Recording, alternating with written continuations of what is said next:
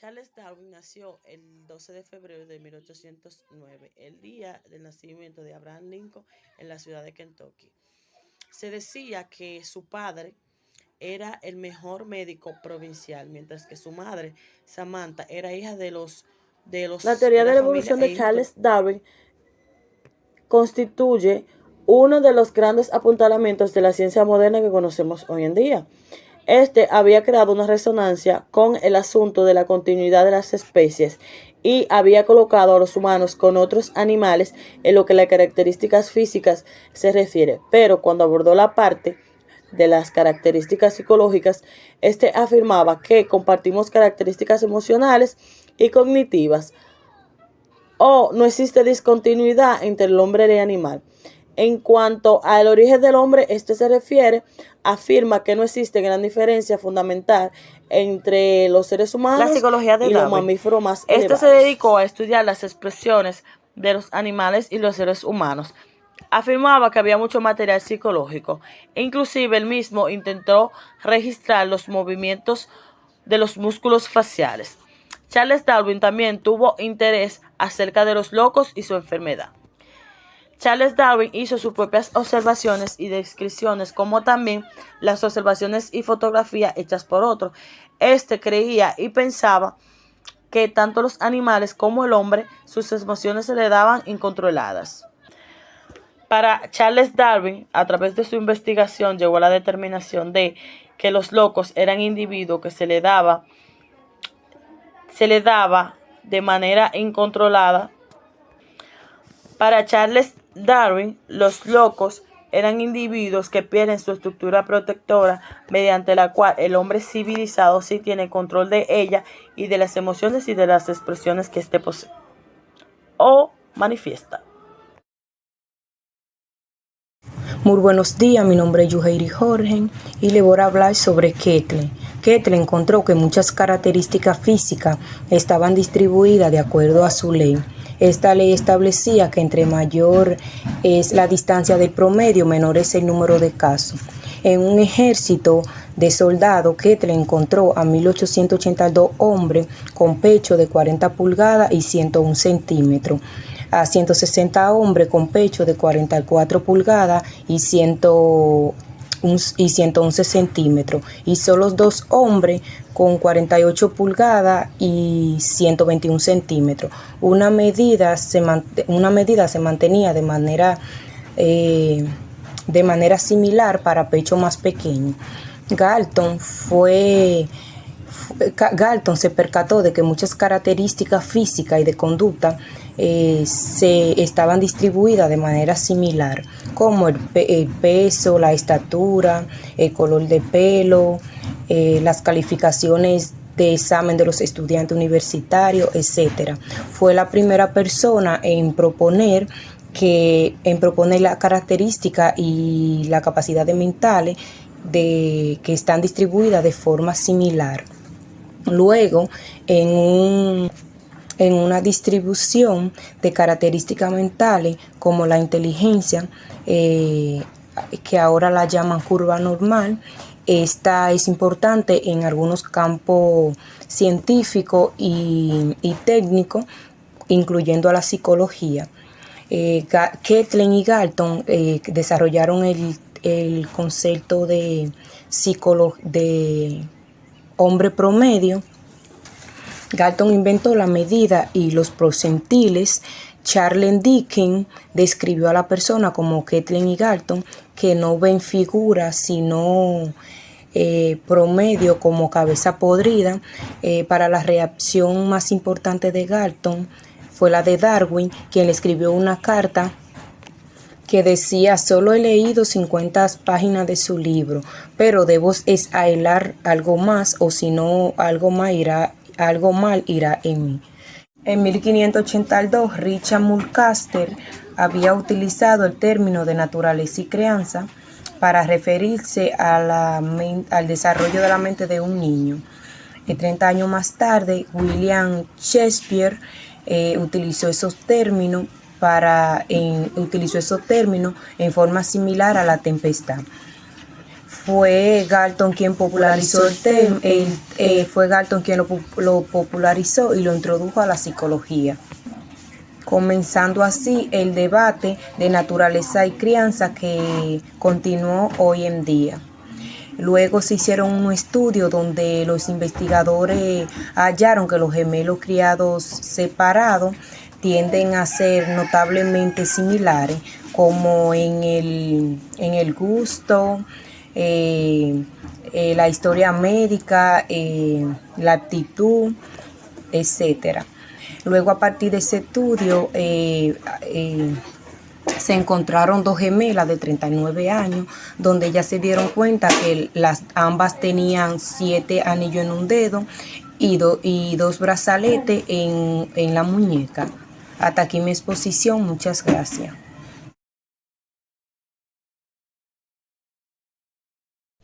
Muy buenas noches, mi nombre es Francisca Rosario, soy integrante del grupo número 7. Yo le voy a estar hablando un poco sobre David Hume, René Descartes y Canón.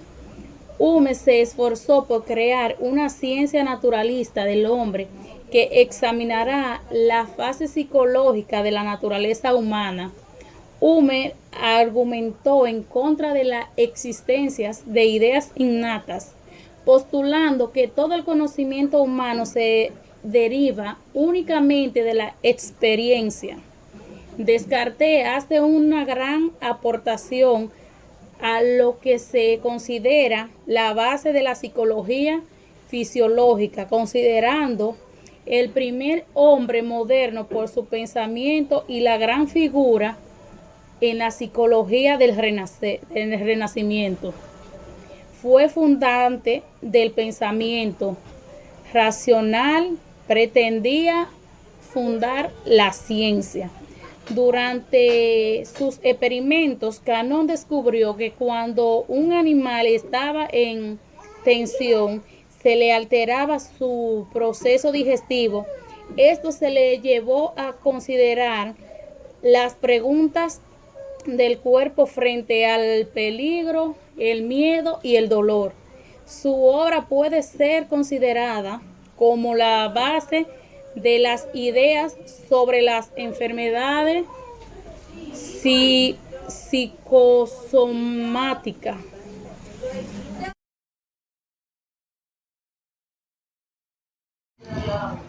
Muy buenos días, mi nombre es Elizabeth Martínez y estaré hablando de los precursores del funcionalismo en Estados Unidos. Carter fue uno de los precursores y fundador de varias revistas de psicología en Estados Unidos. Carter escribió el trabajo editorial de Hart como una desgracia, el cual en 1981 Carter creó la revista Relief Psychology con Mark Hart. Fue editor de la revista American Journal of Psychology y la sostuvo con $10,000 de su propio bolsillo. Hart y la Universidad de Clark. En 1888 se abrió la Universidad de Clark.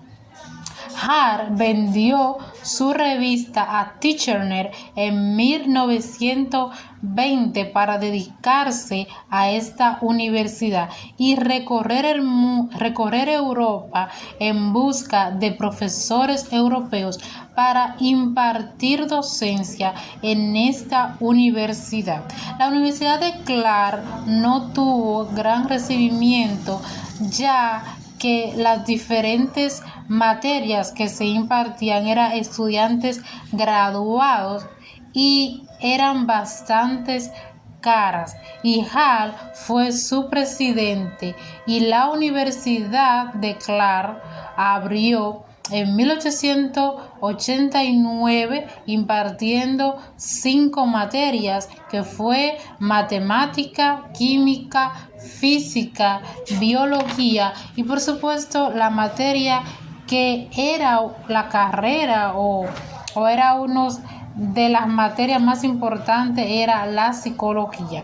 En 1920 A Hall se le descubrió con la enfermedad de difteria, la cual tomó un receso en el campo, y mientras estaba en el campo en busca de recuperación, su esposa e hijo habían tenido un fatal accidente de tránsito, el cual le había causado la muerte. A pesar de esos infortunios de la vida, el indomable Hall continuó editoriando y dirigiendo la Universidad de Clark, pero en 1892 la revista le pidió su renuncia formal, ya que Hall no llenaba su expectativa.